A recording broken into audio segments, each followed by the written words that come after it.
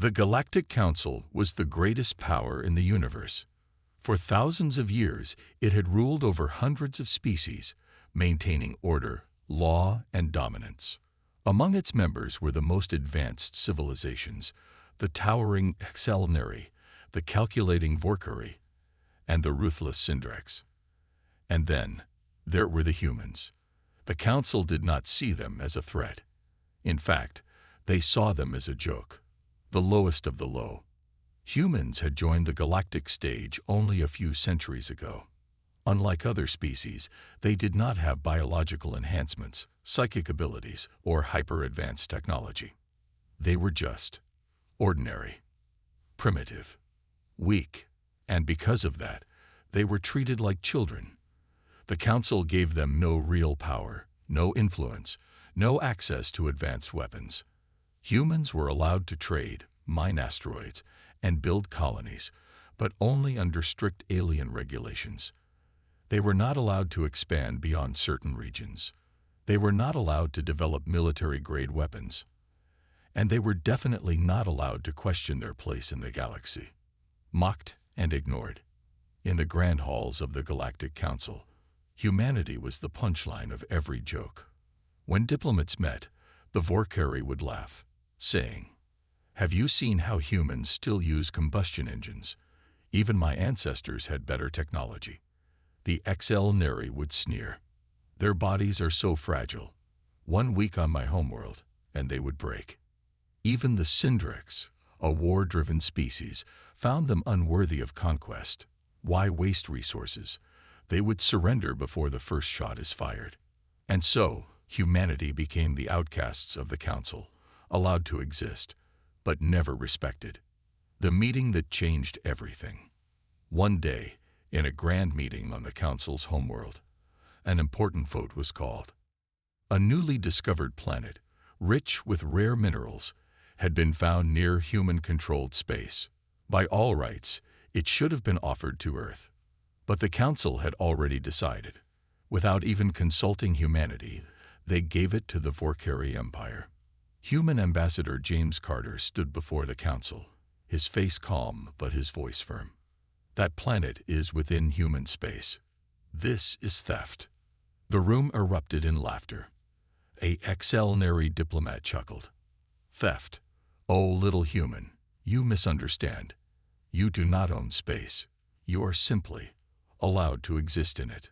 A Vorkari senator sneered. What will you do? Fight us? With what? Your outdated ships, your primitive missiles. The humans in the room clenched their fists. But Carter only smiled. You underestimate us.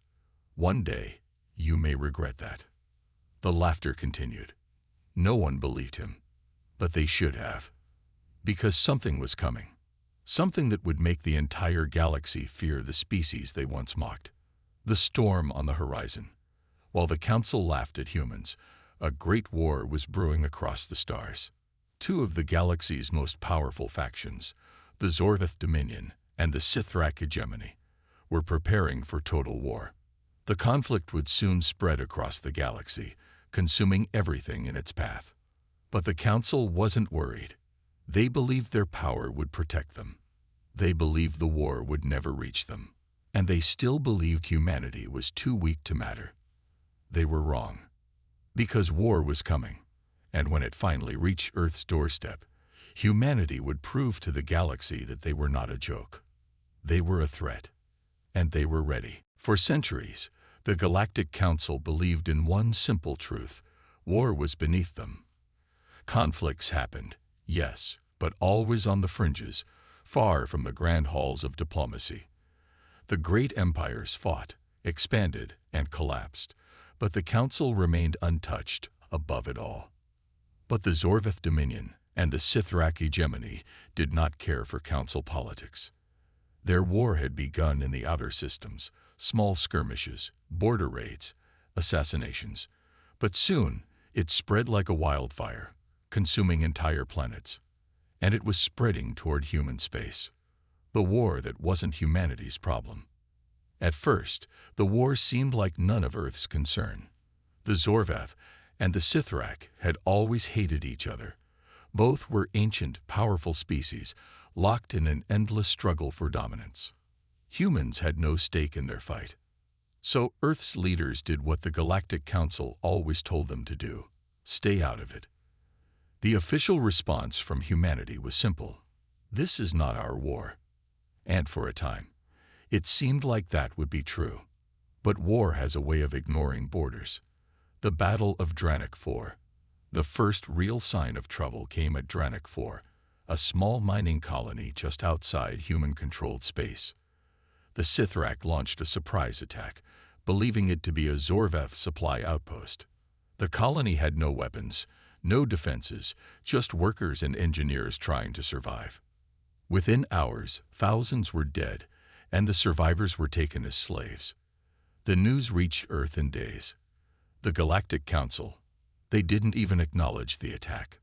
To them, Dranik 4 was not important enough to matter. To humanity, it was the last straw. Earth's secret council. In a hidden military bunker beneath the surface of Luna Base, the leaders of Earth's defense forces met in secret. For too long, humanity had been seen as weak, controlled by the Galactic Council's restrictions. For too long, they had been told to stay silent, obey, and accept their place.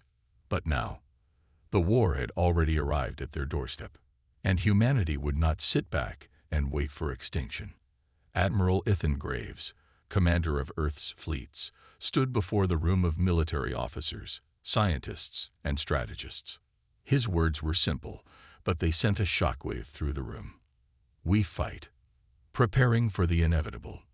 Humanity had been underestimated for centuries. But while the aliens mocked them, humans had been preparing in secret. Experimental weapons were being tested in underground labs. Advanced ship designs had been developed in hidden shipyards. Cybernetic soldiers, enhanced with human ingenuity, were being trained in the shadows. The Galactic Council thought humanity was weak. The Sithrak thought Earth was defenseless. The Zorvath thought humans were irrelevant. They were all wrong. The war comes to Saul. The Sithrak and Zorvath war continued, creeping closer and closer to human colonies. Then the inevitable happened. A Zorvath fleet, fleeing from a brutal battle, entered human space, and the Sithrak followed. For the first time in history, an alien war would be fought in Saul's backyard. And humanity had a choice. Would they stand aside and let their colonies burn? Or would they finally show the galaxy what they were capable of? The answer was obvious. The war was no longer just between the Zorvath and the Sithrak. Now, it was humanity's war too. And the galaxy was about to learn what that really meant. The stars above Earth had always been a place of wonder and curiosity for humanity. But now, they were filled with fire and death. For the first time in history, an alien war had reached the Sol system, and Earth was no longer just an observer. It was a battleground. The Sithrak invasion. The Sithrak fleet did not come in peace. They were ruthless, war-hardened conquerors, known for their scorched earth tactics. To them, humanity was just another species to crush. Their fleet pierced through human space, leaving burned-out colonies in their wake. Outposts at Europa and Mars were the first to fall. Millions died before they could even send a distress signal. Earth's satellites detected the invasion fleet before it reached the homeworld. But by then, it was too late to negotiate. The Sithrak did not accept surrender. They only accepted extermination. The Council's betrayal. Earth's leaders immediately contacted the Galactic Council, demanding aid. The response was cold and simple. This is not our concern. The same council that had controlled humanity's expansion, restricted their technology, and mocked them for centuries, now turned its back on them. They believed humanity would be wiped out in days, and perhaps they wanted it that way. After all, a galaxy without humans was a simpler galaxy. The battle for Earth begins. On the dark side of the moon, humanity had spent decades preparing for this day. The Galactic Council thought Earth was defenseless. The Sithrak thought humans were weak. But buried beneath the lunar surface, hidden from alien eyes, was Earth's true defense force. The Titan-class warships, experimental dreadnoughts equipped with weaponry far beyond what the Council knew. Project Revenant, a division of cybernetically enhanced soldiers, faster and stronger than any alien warrior. The Sole Defense Network, an eye-controlled planetary defense grid, capable of tracking and eliminating enemy fleets before they reached orbit. The humans had played the role of the weak species for long enough. Now, it was time to show the truth. The sky burns. When the Sithrak fleet entered Earth's orbit, they expected no resistance. Instead, they were met with hellfire. Orbital cannons hidden on the moon ripped through the enemy fleet before they could react. Titan-class warships emerged from the asteroid belt, unleashing experimental railguns that tore through Sithrak armor like paper. Earth's fighter squadrons launched from hidden stations, swarming enemy battleships in a dance of destruction. For the first time in their history, the Sithrak panicked. This was not the primitive species they had mocked. This was a force of war. And Earth was their fortress. The turning point. As the battle raged, something happened that shocked the galaxy. A Sithrak dreadnought, the largest ship in their fleet, was destroyed, not by Earth's warships, but by a single human soldier. Commander Elias Kane, a cybernetically enhanced super soldier, led a strike team into the dreadnought's hangar. Fighting through waves of Sithrak warriors, he detonated the ship's core reactor from the inside. The explosion lit up the sky, visible even from Earth's surface. The Sithrak, once confident in their victory, now saw the truth. They were not fighting a weak species. They were fighting something they had never encountered before. Something worse than an enemy. A predator. The retreat. For the first time in history, a Sithrak fleet retreated from battle. Badly damaged, humiliated, and fearful, they abandoned the Sol system, leaving behind only wreckage and bodies. Humanity had won. But this was just the beginning. The Sithrak would return. And the Galactic Council had just learned a terrifying lesson. Earth was no longer a joke. It was a power. And now, the entire galaxy knew it. The battle for Earth was over. But the war had just begun. For the first time in history, a galactic superpower had been defeated by humans. And the Galactic Council, they were terrified. A meeting in shadows. Deep in the heart of the Galactic Council's capital, the high rulers of the galaxy gathered in secret. For centuries, they had dismissed humanity as insignificant, a primitive species, barely worthy of space travel. Now that insignificant species had destroyed a Sithrak invasion fleet. The same Sithrak warriors who had conquered entire civilizations were now retreating from humans. It was impossible. And yet, the evidence was undeniable. The Council's leader, Supreme Chancellor Orvax, stared at the reports with wide, unblinking eyes. Earth was not defenseless. Earth was not weak. Earth was a problem. The hidden strength of humanity. For centuries, the Council had restricted human technological growth. They had forced Earth to follow galactic laws, forbidding them from developing weapons beyond a certain level. But the destruction of the Sithrak fleet proved that humanity had been hiding its true power. How? Had they been building warships in secret? Had they discovered new weapons outside the Council's control?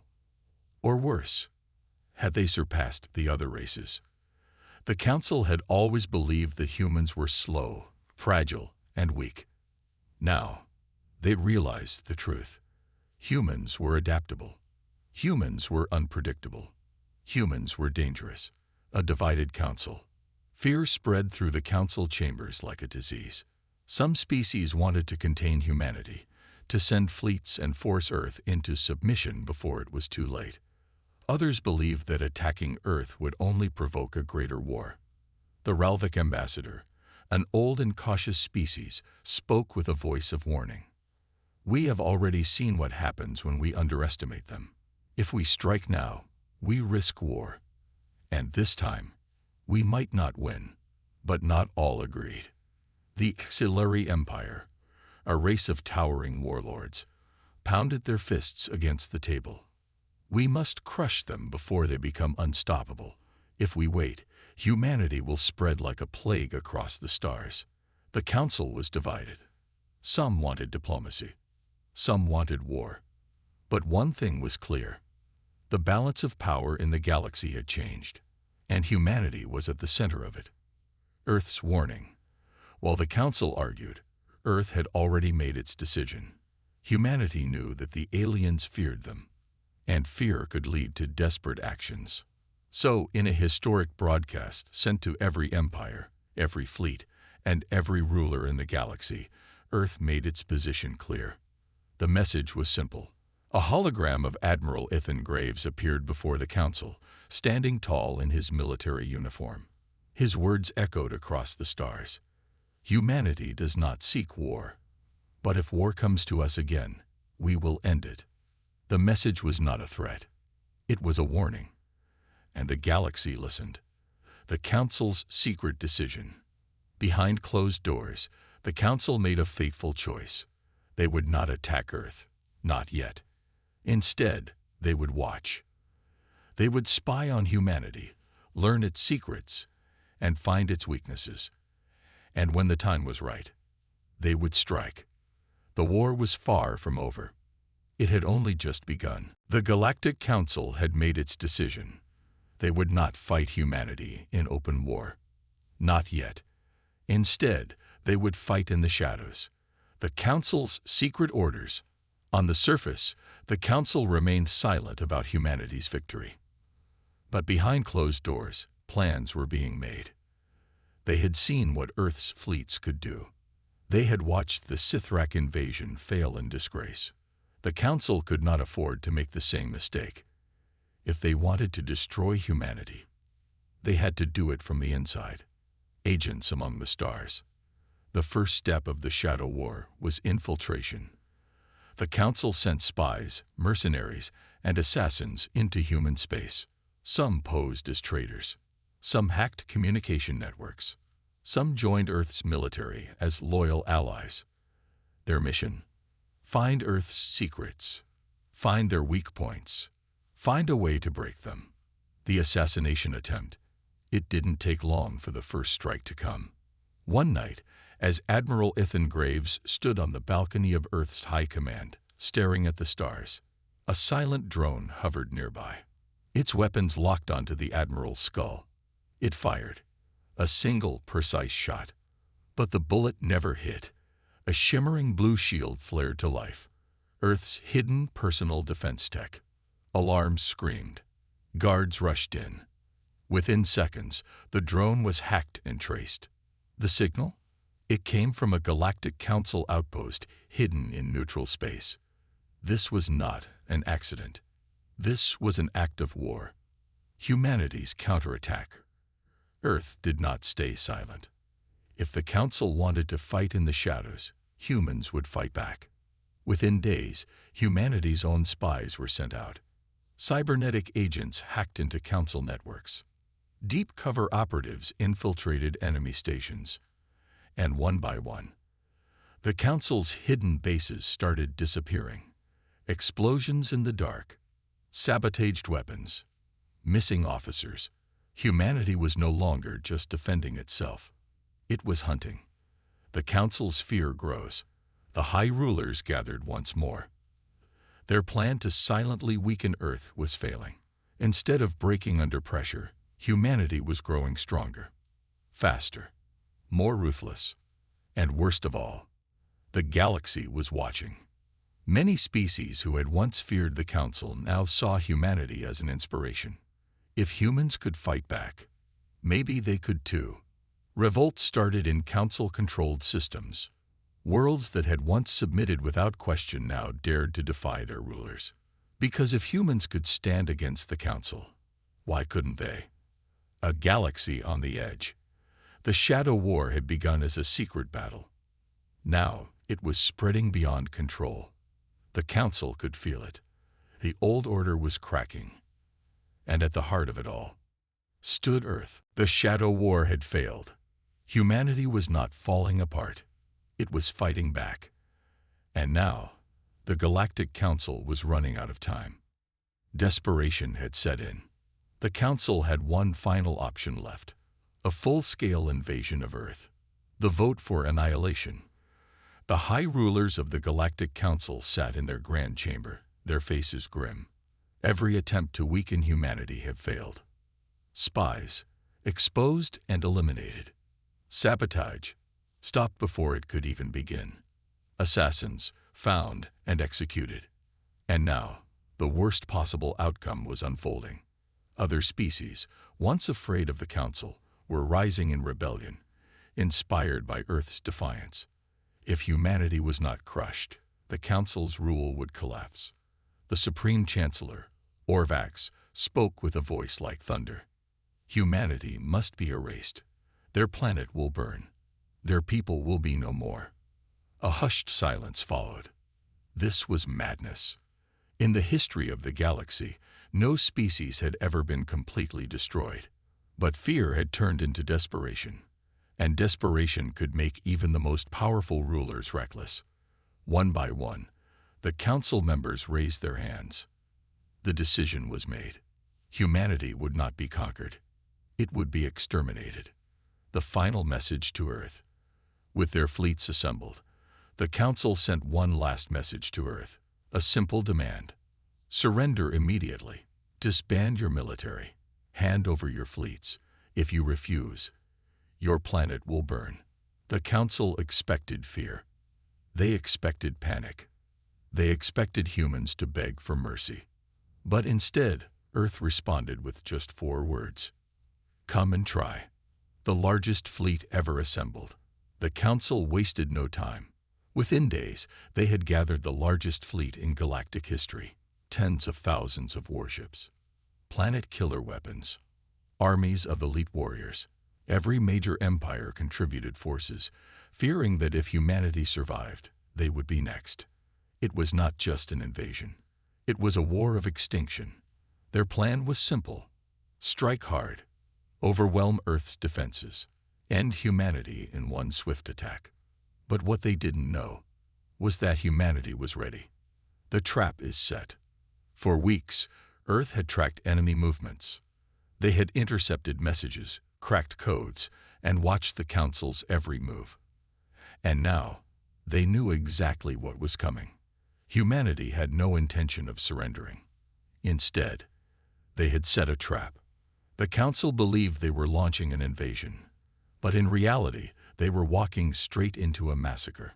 And when the first ships arrived in Sol's system, they realized their mistake too late. The largest fleet in galactic history arrived at the edge of Sol's system. Tens of thousands of warships, enough to wipe out entire civilizations, moved into formation. At the center of the fleet, the Supreme Chancellor's flagship sent out one final warning. Surrender now, or Earth will be destroyed. There was no response, because humanity was already prepared. The trap is sprung. The Council believed their victory was guaranteed. They had superior numbers. They had the best weapons the galaxy had ever seen. But there was one thing they didn't have: humanity's ingenuity. The moment the first wave of Council ships entered Earth's defensive range, something strange happened. Their engines shut down. Weapons refused to fire. Their shields collapsed instantly. Panic spread across the fleet. We're under attack. But from where? That's when they realized the truth. Earth's scientists had spent years developing the perfect countermeasure against enemy fleets. A system-wide electromagnetic warfare network. Using satellites hidden across the system, humanity had unleashed a galactic-scale cyber attack. The Council's ships were completely helpless, and that's when humanity struck back. Earth's counterattack. From behind Earth's moon, massive hidden battle stations powered up their weapons. Human warships, smaller, faster, deadlier, ripped through the enemy ranks. The Council's fleet, paralyzed and unable to defend itself, was torn apart in minutes. Explosions lit up space. Elite Council warriors, once feared across the stars, found themselves trapped and powerless. This was no longer a battle. It was a slaughter. And humanity showed no mercy. The fall of the Supreme Chancellor. From his flagship, Supreme Chancellor Orvax watched in horror. His unstoppable fleet was being destroyed like insects. His empire, the most powerful in the galaxy, was crumbling before his eyes. Desperate, he tried to retreat, tried to send a distress signal. But then, his ship's systems locked up. The view screen flickered. A single message appeared. "We warned you." Then, a single human warship, a sleek black destroyer with red glowing insignia, fired one shot, and the Supreme Chancellor's ship was gone. The Council's leader, the architect of humanity's destruction, was no more. The galaxy would never be the same. The battle was over. Humanity had not just survived. It had won. The most powerful fleet in history lay in ruins. The Galactic Council, once untouchable, was now shattered. And across the galaxy, other species took notice. The Council's control had been based on fear. But now, they feared humanity. For the first time in history, the balance of power had shifted. Earth was no longer just another planet. It was the center of the new order. The war had changed everything. And humanity. They were just getting started.